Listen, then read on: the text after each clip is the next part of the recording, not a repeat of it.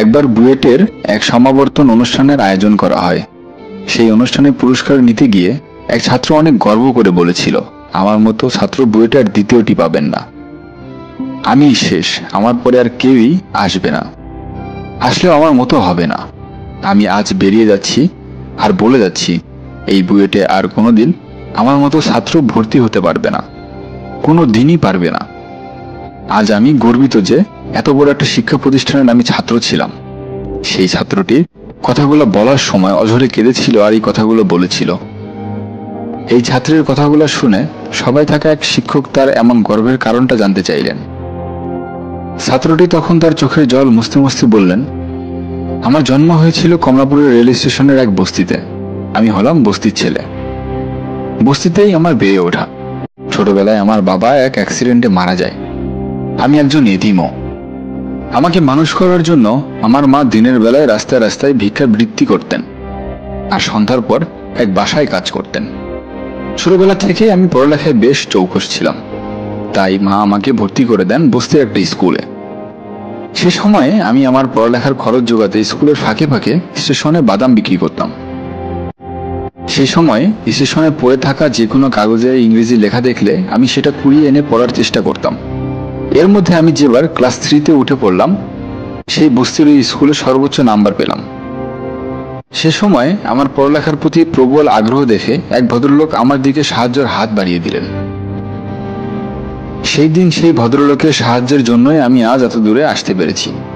আজ আমার মা বেঁচে নেই, থাকলে দৌড়ে গিয়ে জড়িয়ে ধরে বলতাম, মা দেখো দেখো, তোমার বস্তির ছেলে, বাদাম বিক্রিওয়ালা ছেলে আজ নামকরা বিশ্ববিদ্যালয় থেকে পাশ করে ইঞ্জিনিয়ার হয়েছে, বুয়েট পাস ইঞ্জিনিয়ার। কিন্তু ভাগ্যের কি নির্মম পরিহাস, তিনি আজ বেঁচে নেই।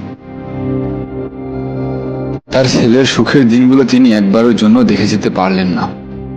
আমাকে যে সুখের দিনগুলো উপহার দিতে গিয়ে তিনি সারা জীবন কষ্টে কাটিয়েছেন, সেই মা আজ আমার পাশে নেই। যা হোক, আজ আমি জোর গলায় বলছি, এখনো আমার একটাই পরিচয়, আমি বস্তির ছেলে, আমি বাদাম বিক্রি করেছি, যা বলতে আমার একটুকু দ্বিধা বা লজ্জা নেই। এতক্ষণ ধরে ছেলেটির মুখে কথাগুলো শুনে সবাই বেশ আবেগপ্রবণ হয়ে পড়েন। সেই শিক্ষক চোখের জল মুছতে মুছতে গিয়ে ছাত্রকে জড়িয়ে ধরলেন। তারপর বললেন, বাবা, তোমার জন্য আমার সত্যি গর্ব হচ্ছে। সত্যি এরকম মন মানসিকতার অধিকারী আমরা কজনই বা হতে পারি। আমি কৃষকের ছেলে, আমার বাবা মাছ বিক্রেতা, রিক্সা চালক, এগুলো বলতে আমরা লজ্জা পাই। বন্ধু বান্ধবের সামনে নিজের মা বাবার পরিচয় দিতে অস্বস্তি বোধ করি। অথচ আমরা কিন্তু ভুলেই যাই, আমাদের জন্য কিন্তু তারা বাধ্য হয়েছে এসব পথ বেছে নিতে। আমাদের পড়াশোনা করাতে গিয়েই কিন্তু আমাদের বাবা কৃষক হয়েছেন, শ্রমিক হয়েছেন।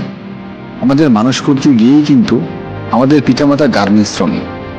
অথচ সেই সন্তান হয়েই আমরা লজ্জা পাই নিজের বাবা মায়ের পরিচয় দিতে।